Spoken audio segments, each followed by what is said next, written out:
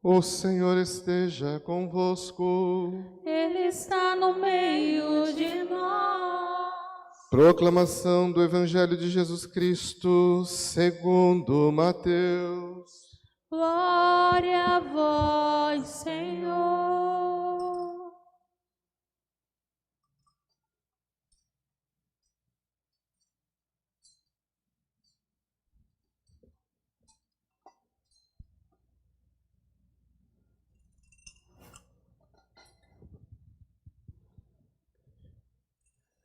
Naquele tempo, disse Jesus aos seus discípulos: Não tenhais medo daqueles que matam o corpo, mas não podem matar a alma. Pelo contrário, temei aquele que pode destruir a alma e o corpo no inferno. Não se vendem 2 pardais por algumas moedas. No entanto, nenhuma delas cai no chão sem o consentimento de vosso Pai. Quanto a vós, até os cabelos de vossa cabeça estão contados. Não tenhais medo. Vós valei mais do que muitos pardais. Portanto, todo aquele que se declara a meu favor diante dos homens, também eu me declararei em favor dele diante de meu Pai que está nos céus. Aquele, porém, que me negar diante dos homens, também eu negarei diante do meu Pai que está nos céus. Palavra da salvação. Glória a vós, Senhor. Aleluia.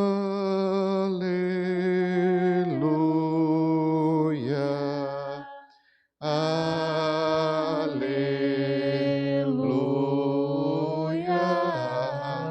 Aleluia.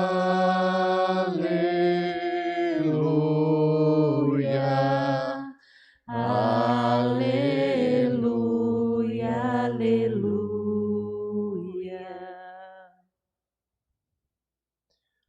Uma das coisas mais bonitas do cristianismo, se a gente pegar do início até hoje, é a diferença entre Jesus e todos os grandes mestres da humanidade.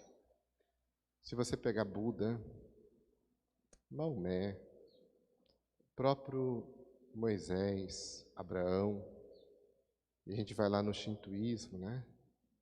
Confúcio. Depois você vai também nos Brahmas, as religiões védicas da Índia. Cada um deles, a seu modo, foram homens espetaculares. Experimentaram o sagrado, a graça. Não sabiam ainda dar nome a isso que nós chamamos de Espírito Santo, a pessoa, dom de Deus. E é muito bonito porque, de alguma maneira, todas essas religiões tiveram que lidar com aquilo que é mais humano no ser humano, o medo. O medo é um sentimento que ele percorre todos nós. A diferença deles em relação a Jesus é que, enquanto para esses grandes homens o medo deve ser pouco a pouco substituído, tirado, neutralizado, o medo deve também ser quase que negado, porque o medo é uma dimensão humana somente. Em Jesus a gente vê que é diferente. Ele diz: não tenhais medo. Ele enfrenta a vida e faz do medo uma ponte de coragem. Se o medo é antropológico, no sentido que nós não temos como nos livrar dele, Jesus, a partir dele, transforma em força, transforma em garra. O vosso Pai sabe do cabelo de vocês. Tudo está contado na mão de Deus. Nada passa despercebido por Deus. Por isso não tenham medo. Não deixe o medo vencer vocês. Não neguem ele, mas não permita que o medo vença vocês. Essa é a melhor maneira da gente hoje olhar a história, a grandeza, a riqueza desse santo mártir chamado Sebastião. No seu martírio, a gente vê que a morte dele se diferencia de tantas mortes semelhantes ou até piores do que ele.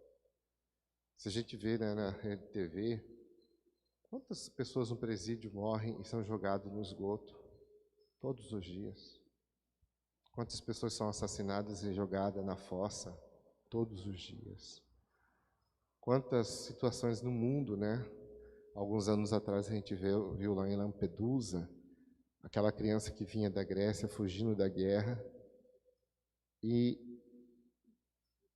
ninguém fez nada por ela, e é o retrato dela retratando a maldade humana, né? Países ricos, mas incapazes de amar. E ainda assim a gente olha para aquela criança, olha para essas pessoas que morrem, são jogadas em valas, porque São Sebastião também foi feito isso, né? Levou a flechada, sobreviveu, jogaram pedra nele e depois ainda jogaram ele na vala, no esgoto. E a gente pergunta qual que é a diferença de uma relação com a outra, né? Dessas mortes que são semelhantes, são feias. As outras são frutos da violência que continua no mundo. A do Sebastião é fruto de um testemunho contra a violência. E aí a gente tem vários santos na nossa terra brasileira, né? Padre Ezequiel, padre italiano, que morreu no norte de Mato Grosso, bem na pontinha, já em Rondônia. Irmã Dorothy, padre Bournier, aqui na nossa terra mato-grossense também, na região do Araguaia. E tantas outras pessoas que deram a vida pelos povos da terra, os povos indígenas. Não consumiram sua vida, foram como um Sebastião. Perderam a vida, mas testemunharam um amor indestrutível. E é nesse espírito, então, que toda a nossa igreja foi, ao longo dos seus séculos, milênios, construindo a nossa identidade enquanto povo. Quando eu olho para o santo, de alguma maneira eu estou olhando para a nossa cultura. Isso eu aprendi graças ao mestrado que eu fiz na nossa Universidade Federal. Eu, quando cheguei logo para o Brasil, né? Aí, um ano depois, nosso arcebispo deu uma missão lá na Guia. E eu lembro que era difícil dialogar, porque você vem com uma formação toda europeia, né? Abstrata, conceitual. E ali na Nossa Senhora da Guia, no distrito da Guia, eu vi a dificuldade que eu tinha de comunicar-me com aquelas pessoas simples. Porque o mundo delas era um mundo das festas dos santos. E nosso mundo já é marcado pelos sacramentos, pela disciplina, pela doutrina, né? E aí esse conflito foi me angustiando, porque eu falava, gente, o que eu estou fazendo aqui? Tem hora que a gente ficava a esse ponto, né? Como trabalhar bem com esse povo, como fazer uma coisa boa. E aí, se a gente não tiver um cuidado, a gente chega num processo, então, de conflito, mas um conflito ruim, porque é um conflito de negação. Eu quero impor a minha visão e eles não querem deixar a sua tradição.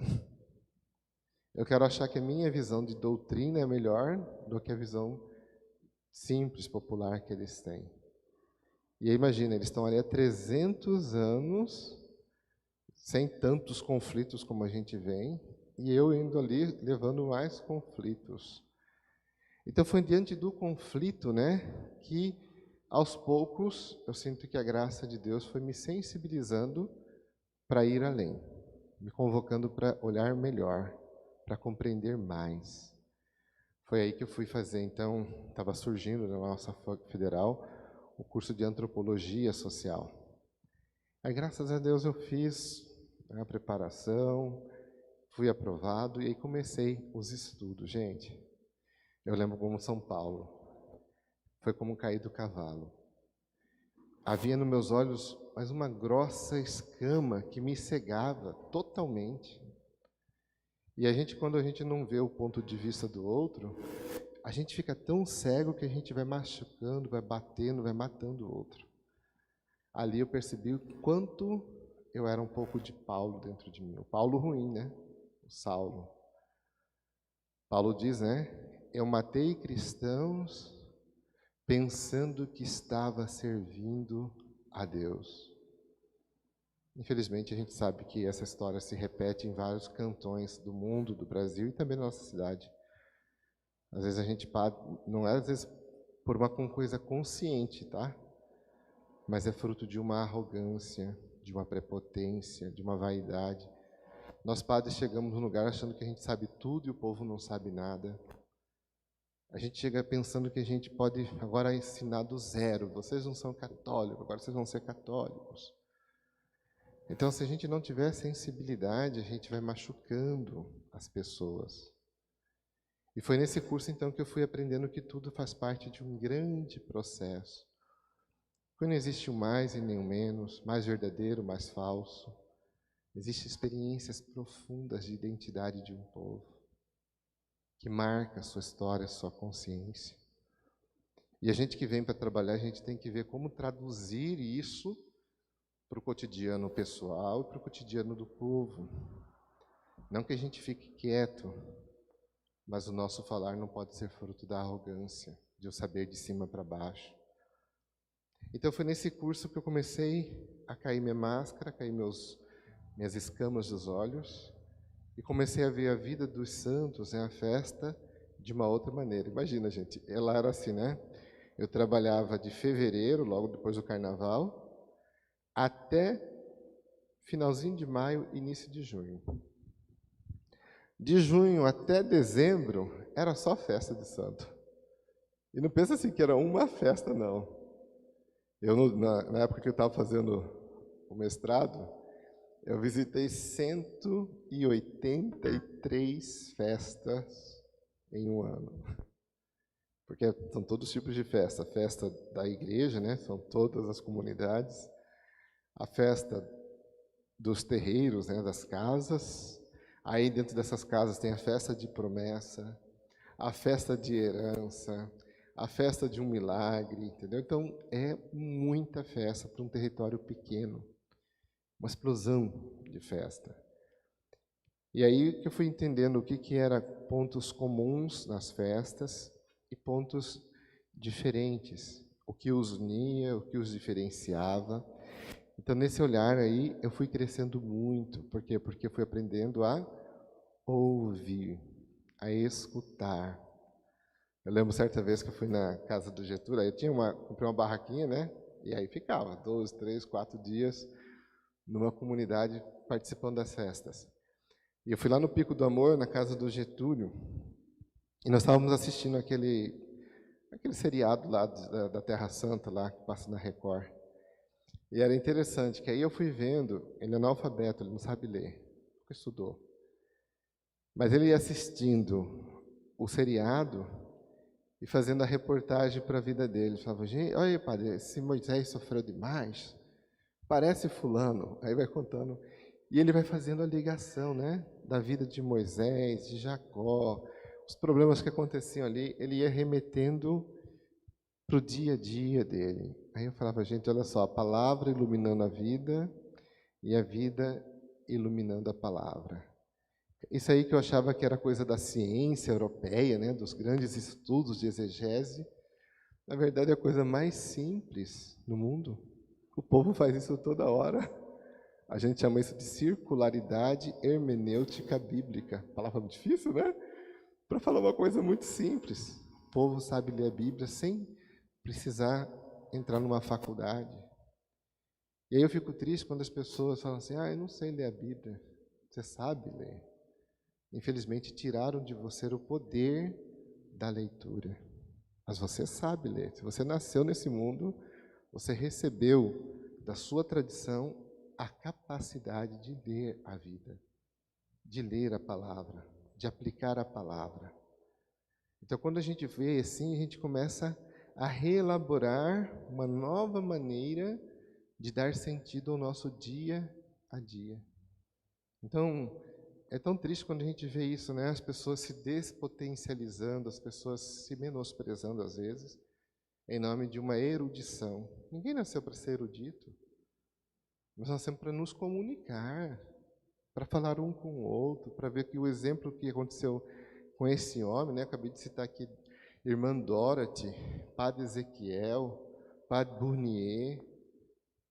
Não é para ficar no santo lá no passado, mas ver a força desse santo no presente. Hoje existe muitos homens e mulheres como Sebastião. Não morre como fruto de uma violência, mas a morte deles são testemunho contra a violência, testemunhos do reino. No mundo do anti-reino, há homens e mulheres que acreditam ainda na vida. E foi então assim que eu fui desenvolvendo. E uma das coisas que eu fui aprendendo, e aí, infelizmente, nós tivemos um período muito difícil nesse ano que passou, né, que foi a Covid. Então, as pessoas não conseguiram manifestar muito, né? Porque, assim, é gostoso você chegar num lugar e começar a observar a piedade, né? A gente chama de piedade. O laço espiritual do fiel com o santo. A maneira da pessoa falar, a linguagem, né? E aí você vai percebendo a identidade cultural dela. Porque a maneira como a gente vive expressa a maneira como a gente crê. Então, isso aí foi uma das coisas muito bonitas nesse estudo sobre a tradição da festa dos santos, né? Ver nos santos o espelho da nossa cultura, dos nossos conflitos, das nossas dores. Eu lembro que tinha uma senhora lá, que ela era meio benzedeira, e um dia ela falou assim: agora eu confio no Senhor, vem cá. Aí eu fui lá, né? Ela pegou e mostrou lá uma oração de São Cipriano. Aí depois pegou uma outra oração de São Benedito para vingança. Eu falei, mas, Dona Maria, o que é esse? Não pode. Pode sim. Por quê? Porque pessoa ruim tem que rufar o bumbo nele. Eu falei, mas não pode. Deus não quer vingança. Mas no fundo ainda expressa também, né, traços da nossa cultura cuiabana, né, de vingança. A gente pensa que não, gente, isso aí é um traço da nossa cultura. Se a gente não tomar cuidado, a gente toda hora está vingando do outro. A gente deseja mal. A gente usa a expressão bem assim, né? Tarda, mas não falha. Né? Ou então a gente diz aquela outra falha, o que é seu já está guardado. Veja, a gente não percebe no fundo, gente, essas expressões ainda revelam traços da nossa cultura que a gente precisa evangelizar. Eu lembro que nesse período eu fui fazer meu retiro espiritual, que eu faço sempre no mês de janeiro, de 8 dias em Taeci, e tinha uma psicóloga um dia, lá fazendo o retiro, coordenando a gente, e um padre, né, também era psicólogo. E eu tive uma imagem diante do Santíssimo de uma velha brava dentro de mim. Me deu medo, né? E eu levei para essa psicóloga. E ela, fantasticamente, ela falou, o senhor está estudando alguma coisa? Eu falei, estou, antropologia. Ela falou, então está explicado. Está vindo à tona arquétipos. São modelos culturais nossos, arquétipos. Ela falou assim, está vindo arquétipos da sua cultura, dos traços de sua cultura de violência. Dialogue com essa velha, ela é a sua força. Mas não dialogue para você ceder aos caprichos dela. Dialogue para você conhecer você melhor. Cara, eu saí daquele encontro, né, daquele retiro, daquele momento de conversa e fui para a minha oração. E fui aprendendo comigo mesmo. Então, quando a gente vê o santo, né, o espelho, a gente vem lá, afasta de mim a praga. Aí você pensa que a praga é o coronavírus. Não, a praga é o fulano que fez mal para a minha família. Então, você tem que perceber, a gente quer que o santo se vingue no lugar de nós. Outro traço foi São Benedito, né? Conversando um dia lá com o Silvestre. O Silvestre falou, São Benedito não tem apagador, borrador. Eu falei, anotei, né? Borrador. O que é borrador? Borrador. Hoje vocês falam borracha. Eu falei, por que ele não tem borrador? Porque ele é analfabeto, ele não sabe escrever e apagar. O que está escrito, acabou. E o que ele tem que fazer, ele faz na hora, tanto para o bem quanto para o mal. Aí eu, opa! E daí eu fui entender depois, com essa frase dele, aí eu fui pesquisando, né, sobre São Benedito, até que uma senhora falou, olha, a gente tem que ter fiança. Eu falei, o quê? Fiança. Bom fiador. Eu não conhecia essas expressões, né? O pessoal nosso mais antigo sabe o que é. Então, quando você ia comprar fiado, se você não tivesse fiusa, a palavra fiusa, você não era um bom fiador, você não tinha fiança. Então, quem que tem fiuza? Quem assina o nome e cumpre o com que faz. Pessoas que têm palavra. Então, a pessoa de uma fiuza é uma pessoa muito querida pelo povo ali. Porque ela assinou o nome dela, ela vai fazer de tudo para pagar aquilo que ela comprou. Então, quando termina de pagar tudo, o dono do armazém ele faz o quê? Passa o borrador. Ou seja, a pessoa tem nome limpo, né? A pessoa tá bem com a vida. Então, gente, falar que São Benedito não tem fiador, quer dizer, o que você fez está lá marcado. Se você não cumprir a promessa, rufa, porreto no céu. Então, assim, foi bacana porque eu fui percebendo quanto que um santo não é simplesmente um santo, mas quanto o santo revela muito de nós mesmos, da nossa identidade, da nossa cultura, da nossa força. Aqui a gente vê que é um povo valente, um povo guerreiro, um povo que acorda cedo, um povo que está sempre sorrindo, apesar de tantas desgraças, de violências que a gente vê todos os dias. Era de deprimir, né? Mas ao mesmo tempo vocês estão sempre felizes.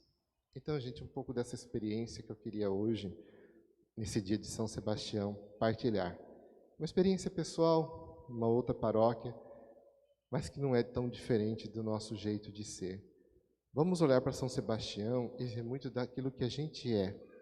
Vamos rezar a ele, sim, com piedade e amor, mas sem deixar de perceber traços da nossa cultura, da nossa gratidão, da nossa generosidade, disponibilidade, força interior. E é isso aí, como aquela psicóloga falou para mim, olha para essa velha e dialogue com ela, não negue ela. Ela é sua força. Olhemos para São Sebastião, ele representa toda uma cultura, toda uma tradição de nosso povo aqui. Vai nos ajudar sempre a ir para frente. Amém.